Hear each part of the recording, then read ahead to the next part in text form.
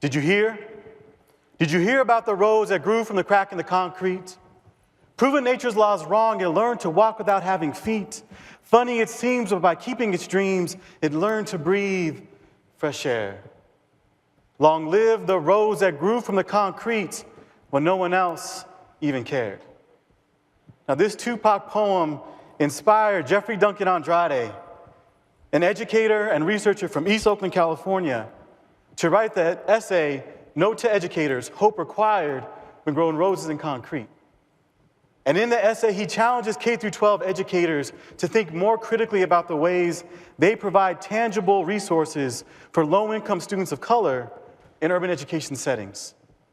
In my time with you all today, I want to bring the Critical Hope model into higher education and explore how we as student affairs professionals can be the tangible hope our most marginalized students need as they try to create change on our campus. Because in our current political climate, hope is essential for our collective survival.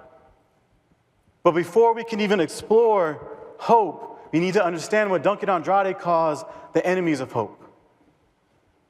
And the first is Hokey Hope, which is a dehistoricized, depoliticized, decontextualized, pull yourself up by the bootstraps, false narrative of meritocracy kind of hope, right? That tells students, regardless of your situation, all you got to do is keep your head down, follow the rules, and work hard, and you'll be successful. You absolutely need a strong work ethic to be successful in higher education. But Hokey Hope ignores the profound intersecting systems of oppression that our undocumented students face, our first-generation students, our transgender students face on a daily basis. And it ignores the true work and struggle behind their success. The second enemy of hope is mythical hope. And this is when we take these extraordinary stories of our marginalized students and we put them up on pedestals. And we make them the literal faces of diversity on our campus.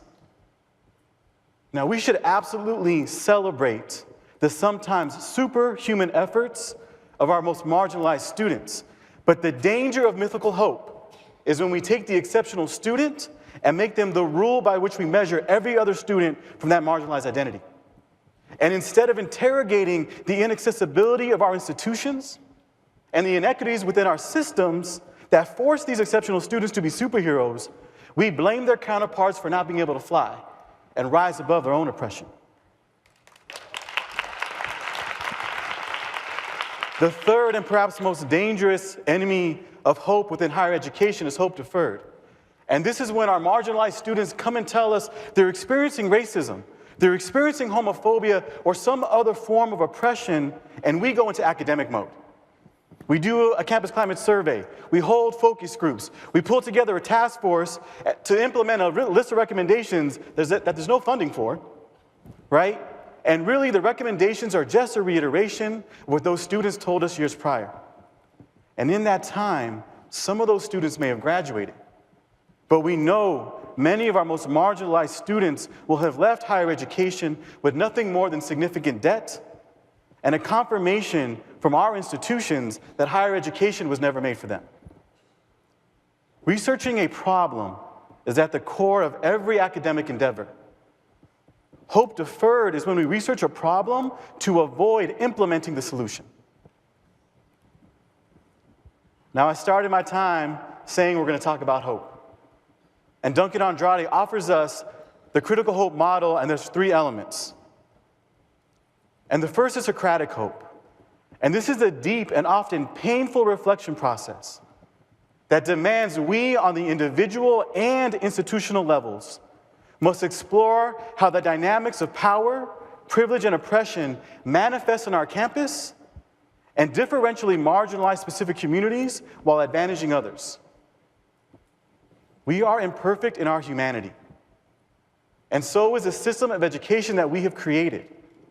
But to rely on the adage of, I am only human, dishonors our fullest humanity. Our fallibility, our propensity towards greed and power are only small parts of what make us human. We live into our fullest humanity when we have hurt someone, take accountability for that hurt, and do our very best to move into a restorative relationship. Socratic hope is a process of accountability and healing that must happen on the individual and institutional level.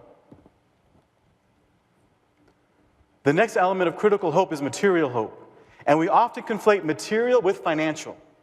And we absolutely need to continually find financial resources to support our underserved students. And many of us are in the field of student affairs because we wanted to be the human resource to support students. And we can think about our material on 3 different levels. The first is the individual level. Now, I'm a huge StrengthsFinder nerd. I love strengths because it gives me a framework to think about what are the gifts that I bring into the world that I can share. So I'm constantly thinking about how am I using my relator, my developer, my achiever to build authentic relationships with students and to empower them in their work towards justice and liberation. What are your gifts? What are your strengths? How are you investing in them every day to inspire and care for your most vulnerable students? Our second layer of material hope is on that groupness level, where we begin to explore our multiple intersecting identities. As a heterosexual, cisgender, Chicano man who oversees both an intercultural center and a gender and sexuality center, I am in constant discernment about the ways in which my privileged identities and my marginal identities show up in community spaces. How are you engaging your privileged identities to disrupt oppression both in yourself and at your institutions? How are you engaging your marginalized identities and investing in the community cultural wealth that was gifted to you by your families, your ancestors, and your communities to build relationships with students that move us all towards solidarity and inclusion? The third layer of our material is the institutional level. And when we think about institutions, we can often get caught up in hierarchies. And I think particularly for our entry-level students, or entry-level professionals and graduate students, we feel limited by positional power. So I want us to shift out of this idea of positional power and into a collectivist framework of the power of your position. As a director, I have decisional-making power that I did not have as a coordinator. But as a graduate assistant, I had the power to make relationships and be with students in ways that my dean of students didn't. Our students have the unique power in their position to hold us accountable to our institutional mission and values. What is the unique power of your position right now? How are you using that power to include and amplify the voices of students who are trying to create change on your campus? Material hope is our willingness to selflessly share our gifts, to be in community with each other authentically, and to move towards justice. The third element of critical hope is audacious hope. And I was using this framework with a group of black and brown men at a summit a few years ago, and I could tell they weren't quite getting this one, so I asked one of them if they could define it for me, and one young brown brother raised his hand, and he said, "Are you talking about that fuck you-ness?" And I'm like, "Okay, tell me more." And he said, "You know, when someone tells me that I can't do something, that I don't belong on this campus, that I'm not good enough to be here, in my mind I tell them, fuck you, I work hard and I prove them wrong."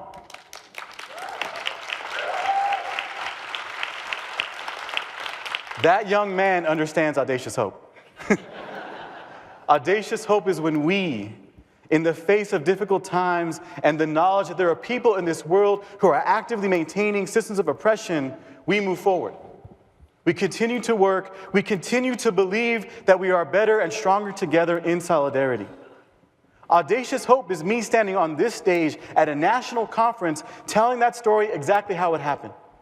And instead of policing his words or his tone, I honor his righteous indignation and the pain that he feels every day on his campus, trying to be seen and validated. As a young man, I would sometimes get to work on construction sites with my Nino, my godfather, who was a contractor. And most of the time, it was just sweeping up or taking trash to the dumpster. But one day, he said, "Mijo, I want you to go break up that slab of concrete," and he gave me a sledgehammer. It was awesome. So I take the sledgehammer, go right to the middle of the slab, and start hammering away.